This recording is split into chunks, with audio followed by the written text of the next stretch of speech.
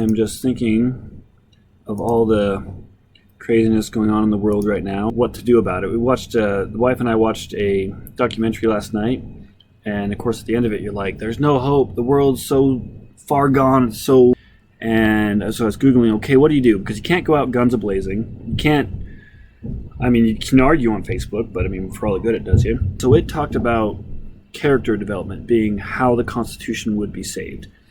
And that was very anticlimactic for me, so I was like, how in the world is that gonna save the Constitution? And in the morning when I got up, and I get up early for work, and I was looking, or I was reading some stuff, and I was doing work, and then just thoughts came to me, if I make the best decisions I can, my life will improve, right? If I make, I can choose whether or not to drink a Pepsi, which I'm drinking a Pepsi, my dad will get mad at me, and I'll get the consequences for it. And what's happening now is everything by force, right? And the science doesn't back it up. And I'm not going to argue for or against anything right now, because that's not the whole point of this. The point of this is basically your character improving is how the Constitution will be saved, because all the power is at the very bottom level, and then it moves up. So someone above you represents you to like a township, to mayor, to a county, whatever, to the state, and then the state to the federal government. So everything above is supposed to serve everything below. All the power is below, and basically forces try and say, we're going to make you be happy, we're going to make you be good, we're going to force you. And so everyone right now, myself included, goes, what can I do? What can I do? There's nothing to be done, right? We just have to put up with it. If we can govern ourselves and make choices in our lives to make things better, things can go up. And of course, I'm trying to articulate this right now. So I'm not, I don't know everything. I don't know, this is my first time actually sitting down thinking about the Constitution and reading the Constitution and reading books on socialism and reading books on capitalism and the government, and learning what the three branches are and what they do. So anyhow, character development. So I started something on character development, and I have all of my notes from all my different books. And I have different things highlighted throughout here, and I typed these all up in my notes. So I'm not trying to plagiarize anything. It's just in the book, and I just type it up. So I have all my notes here, so I can reference them quickly and use them and have them be actionable. Part of the book, the success principles, and so I have that here. And then this breaks it down into these pieces and whatnot. And so this is one of these parts here. So be a class act. So simply stated, it's to be a class act. That is, strive to become the kind of person who acts with class, who becomes known as a class act, who attracts other people with class to his or her sphere of influence.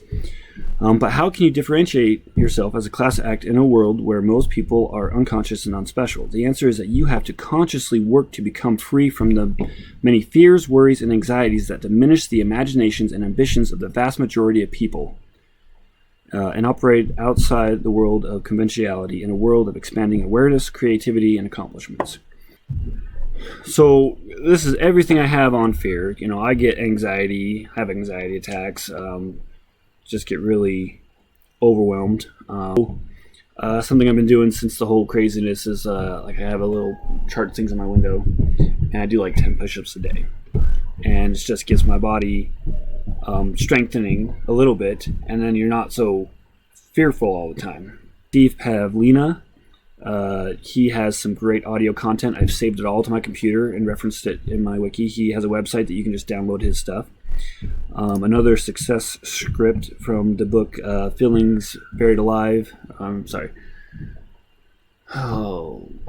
Feelings Buried Never Die. Something like that. I don't know. Okay.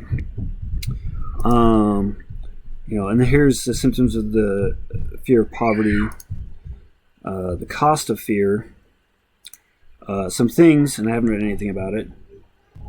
Tonight I'll be back in my bed. Right, so at the end of the day, you're still going to be back in your bed. What's on the other side of fear? And a YouTube video with this guy. He wrote The 4 Hour Work Week. Tim Ferriss, I believe it is. This is the book, How to Stop Worrying. It's an excellent audiobook to listen to.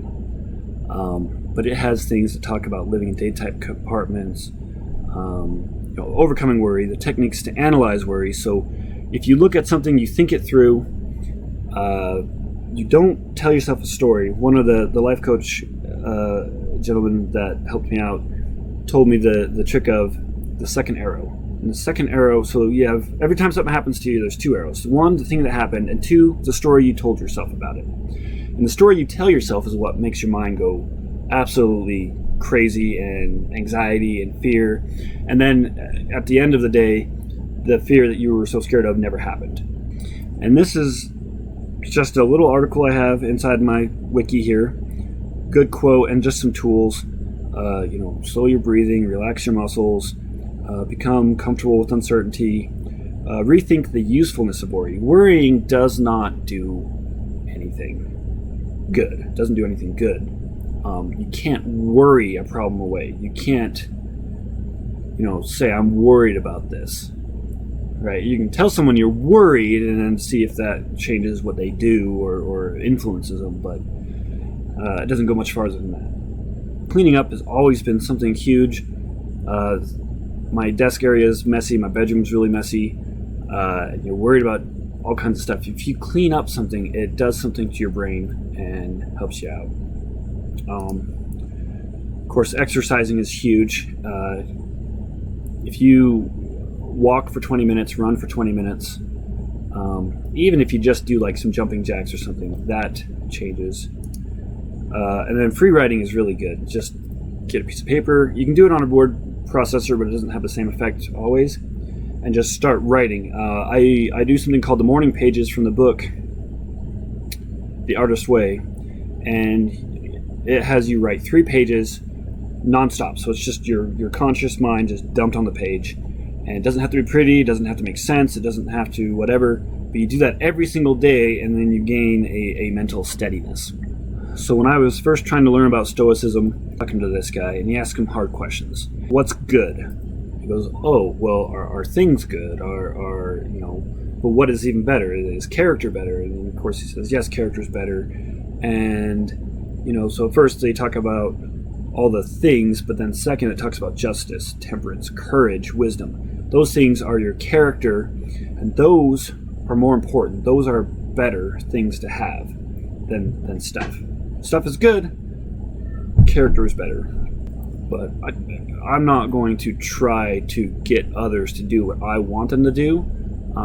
I will try to influence by my example. It's the only thing you can do, right? I believe there's more on it. I'll have to find it. But win-win or no deal is a really cool concept, because when you're always having negotiations, I guess, with people, and you want to negotiate what you want out of life, and well, if you get what you want, I don't get what I want, and I lose. Or you don't get what you want, I get what I want, I win, you lose. Or we can both get half of what we want, and then it just gets silly. But you could just say, look, either we both win and we're happy about it, or we just don't do the deal, we don't do the business. Oz principle. This book is really good. It talks about staying above the line, not being a victim, not playing the victim card. Just, I'm overwhelmed, I don't know what to do, just poor me, right?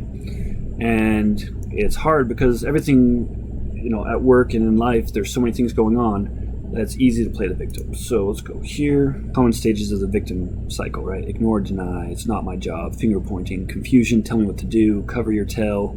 I mean, that's a big one, right? You always got to cover your tail. And then wait and see. So, I mean, we honestly, truly get stuck in this kind of stuff. So be a class act, and that's the first part of, my dive into developing personal character. And the next part here is just a quote from the Jordan Peterson book, 12 Rules for Life. I noted that the nature of such meaning was constantly represented in the great stories of the past, and that it has more to do with developing character in the face of suffering than with happiness. Anyhow, I just thought I'd put something really productive and uplifting and edifying on the book face, because there's hardly anything good on there.